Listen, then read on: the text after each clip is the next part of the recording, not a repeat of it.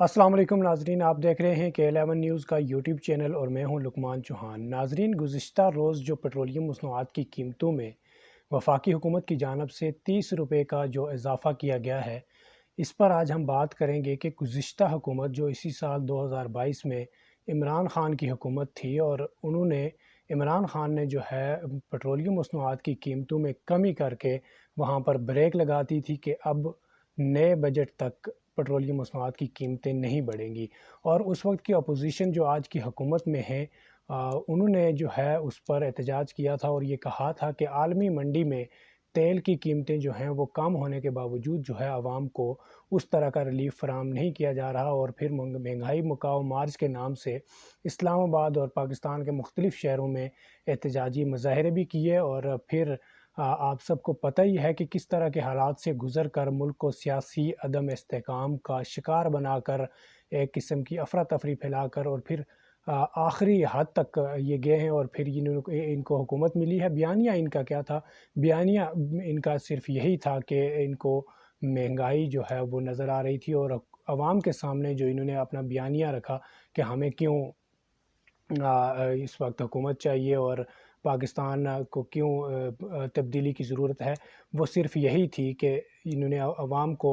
یہ بتایا کہ جی یہ مہنگائی جو ہے اس کو یہاں پر اگر کنٹرول نہ کیا گیا تو پھر مشکل ہو سکتی ہے۔ اس کے علاوہ تو ان کے پاس کوئی بیانیہ تھا نہیں تھا۔ پھر اسی بیانیہ کو لے کر یہ آگے آئے، اور پھر عوام کا تو اس میں کوئی کردار نہیں تھا ان کو لانے میں، کیونکہ عوام کے منتخب نمائندوں کی طرف سے جو ہے ان کو منتخب کیا گیا۔ جس طرح عدم اعتماد کامیاب ہوئی، پھر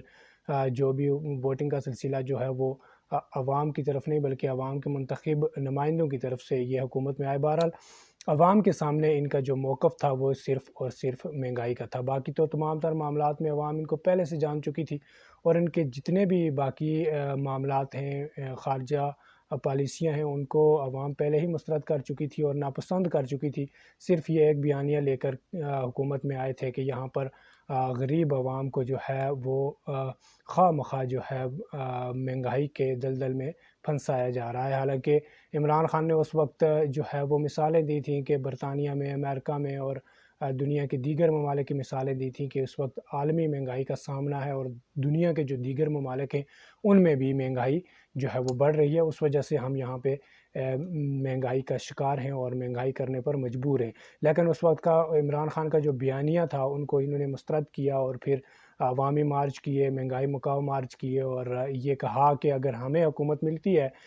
یہ آج کے وزیر خزانہ جو ہے مفتاح اسماعیل، اس وقت ان کا یہ بیان تھا کہ اگر ہمیں حکومت ملتی ہے تو ہم پیٹرولیم مصنوعات کی قیمتیں کم کر کے دکھائیں گے اور مہنگائی پر قابو اور کنٹرول کر کے دکھائیں گے۔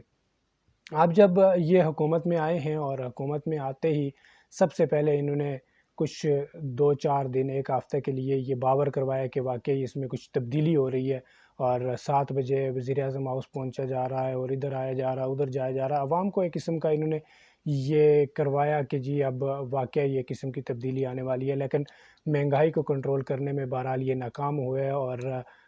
نہ صرف 4، 5 یا 10 روپے بلکہ پورے 30 روپے جو ہے پیٹرولیم مصنوعات کی قیمتیں انہوں نے بڑھائیں۔ اور اب ان کا موقف یہ ہے کہ عالمی منڈی میں جو ہے تیل کی قیمتیں مہنگی ہیں، اور عمران خان جو ہے وہ سستا پیٹرول خرید کر عوام کو دے رہا تھا۔ سب سے پہلے تو ان کو یہ چیز پوچھنی چاہیے مریم نواز شریف صاحبہ کو اور شہباز شریف صاحب کو کہ آپ جب حکومت میں نہیں تھے، اپوزیشن میں تھے، اور عمران خان عوام کو سستا پیٹرول دے رہے تھے، تو اس وقت آپ یہ کہہ رہے تھے کہ نہیں، نواز شریف صاحب کا ٹویٹ موجود ہے اس وقت بھی کہ وہ کہہ رہے تھے جس وقت پیٹرول 4 روپے مہنگا ہوا، وہ کہہ رہے تھے کہ عالمی منڈیوں میں پیٹرول کی قیمتیں جو ہیں وہ کم ہوئی ہیں، اس کے باوجود یہاں پہ مہنگا پیٹرول دیا جا رہا ہے۔ تو اب میں آپ سے یہ پوچھتا ہوں کہ کیا آپ نے پیٹرولیم مصنوعات کی قیمتیں اب آ کر آپ نے دیکھ لیا کہ عالمی منڈی میں اس کی قیمتیں زیادہ ہیں، تو پھر آپ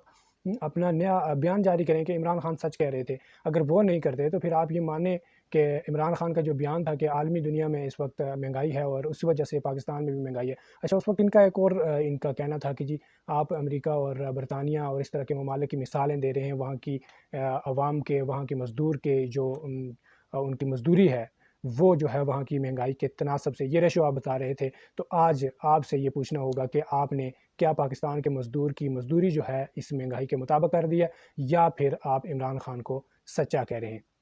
دوسری چیز یہ ہے کہ نئی قیمتوں سے عوام پر کیا اثر پڑے گا؟ جب 4 روپے یا 5 روپے ڈیزل پٹرول کی قیمتیں بڑھتی تھی، ظاہر ہے کہ اس سے دیگر اشیاء کی قیمتیں جو ہیں وہ اسی سے ہوتی ہیں کہ پیٹرولیم مصنوعات کی قیمتیں جب بڑھیں گی تو آٹومیٹکلی دوسری اشیاء کی قیمتیں بھی بڑھیں گی، اور مہنگائی کا ایک نیا طوفان آتا ہے جب 30 روپے ملک میں پیٹرولیم مصنوعات کی قیمتیں بڑھتی ہیں۔ تو اب دیکھنا یہ ہوگا کہ یہ مہنگائی کس حد تک جائے گی اور عوام اس پر کیا رد عمل دے گی۔ دوسری چیز یہ ہے کہ آئی ایم ایف سے معاہدہ کا جو انہوں نے کہا کہ جی آئی ایم ایف سے جو عمران خان کا معاہدہ ہے اس وجہ سے ہم مجبور ہیں کہ پیٹرولیم مصنوعات کی قیمتوں میں اضافہ کر رہے ہیں۔ سب سے پہلے تو آپ کو وہ آئی ایم ایف کا جو معاہدہ ہے اس کو سامنے لانا ہوگا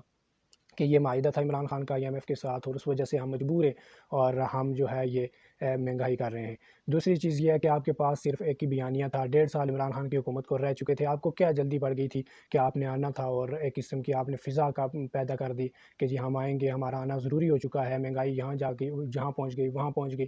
اب جو ہے آپ کا یہ بیانیہ بھی آپ نے خود آ کے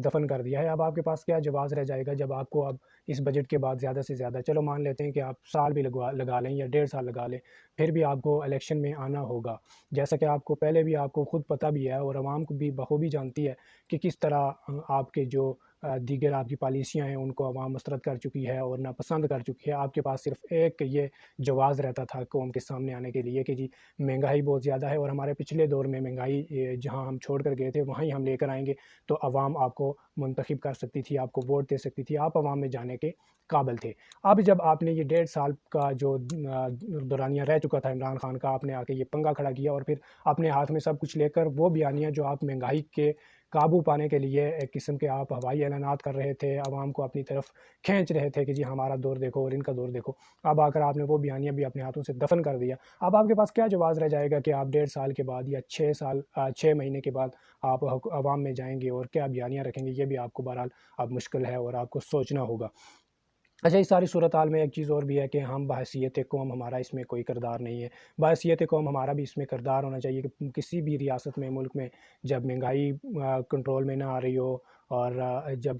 جیسے کہ بجلی کی لوڈ شیڈنگ ہے یا کسی بھی کوئی بحران ہے، اس پر قابو پانے کے لیے وہاں کی قوموں کا کردار بھی نہایت اہم ہوتا ہے، لیکن یہاں پہ ہمارا کردار اس حوالے سے بہرحال نہیں ہے۔ ہم یہ سمجھتے ہیں کہ ہم نے عمران خان کو ہٹانا ہے تو مہنگائی ختم ہو جائے گی، آپ کہہ رہے ہیں شہباز شریف کو ہٹانا ہے تو مہنگائی ختم ہو جائے گی، کل بلاول کو ہٹانا ہے تو مہنگائی ختم۔ یہ ہمارا ایک قسم کا وتیرہ بن چکا ہے جو کہ نہیں ہونا چاہیے۔ بحیثیت قوم ہمارا کردار یہ ہونا چاہیے کہ ہم، جیسا کہ اب پیٹرول کی قیمتیں جو ہیں وہ بڑھ چکی ہیں 30 روپے فی لیٹر کے ساتھ، تو ہمارا جو رویہ ہے وہ بالکل بھی نہیں بدلا۔ میں کل 2 گھنٹے اپنے دوستوں کے ساتھ اپنے مقامی پیٹرول پمپ پر موجود رہا اور میں نے ساری صورتحال دیکھی، پھر میں نے پیٹرول پمپ کے مالک جو ہیں ان سے میں نے بات کی کہ کیا 30 روپے پیٹرول کی قیمت بڑھنے سے کیا یہاں پر کچھ کمی ہوئی ہے، لیکن انہوں نے کہا کہ کوئی کمی بھی نہیں ہوئی اور بالکل اسی طرح جس طرح عام حالت میں یہاں پہ ہمارے پاس گاہک آتے تھے اور ہمارا جو سسٹم ہے وہ اسی طرح سے چل رہا ہے، بالکل کوئی تبدیلی نہیں آئی۔ آپ کو پتہ ہوگا کہ گزشتہ سے پیوستہ ہفتے ہم نے ڈسٹرکٹ پریس کلب کی طرف سے ایک اعلان کیا تھا کہ مرغی کی قیمتیں جو ہیں 350 سے تجاوز کر گئی ہیں، آپ ایسا کریں کہ مرغی کا بائیکاٹ کریں۔ 1 یا 2 دن وہ بائیکاٹ رہا، میں نے دیکھا لوگوں نے اس طرح سے خریداری نہیں کی، لیکن تیسرے دن پھر وہی ہوا کہ تیسرے دن لوگوں نے پھر اسی حساب سے اپنا وہ سسٹم جو ہے وہ بحال کر دیا، اور ان 2 دنوں میں مرغی کی قیمت 350 سے 270 پہ پہنچی۔ لیکن قوم نے نہیں سوچا، اگر یہ 1 ہفتے یا 2 ہفتے کے لیے مرغی کا بائیکاٹ، کیونکہ اشیاء ضروریہ میں نہیں ہے، کوئی ضرورت نہیں ہے ہماری، ہم اگر مرغی نہ بھی خریدیں تو ہم کسی دوسری چیز سے، دال ہیں، سبزیاں ہیں، استعمال کر سکتے ہیں۔ بہرحال اسی طرح کی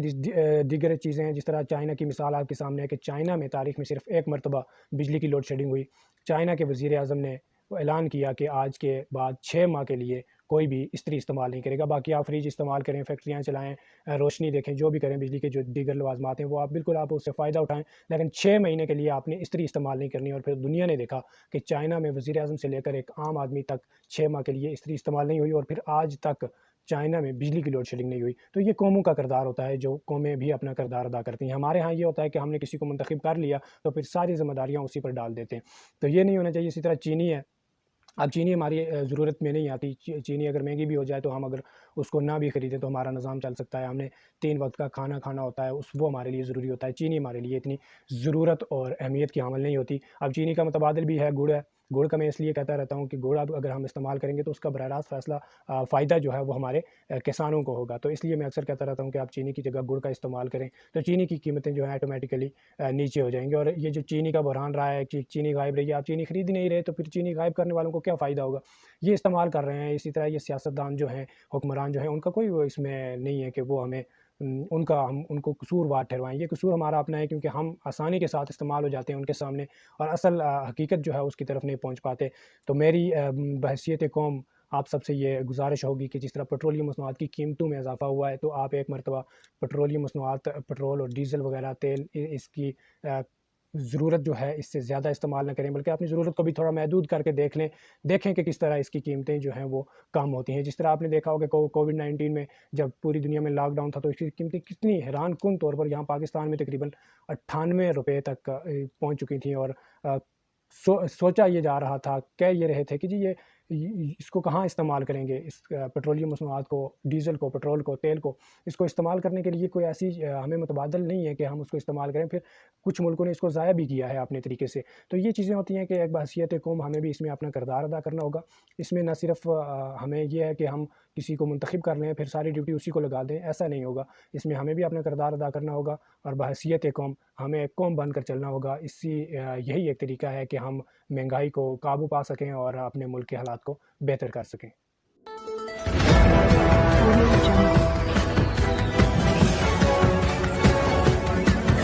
Audio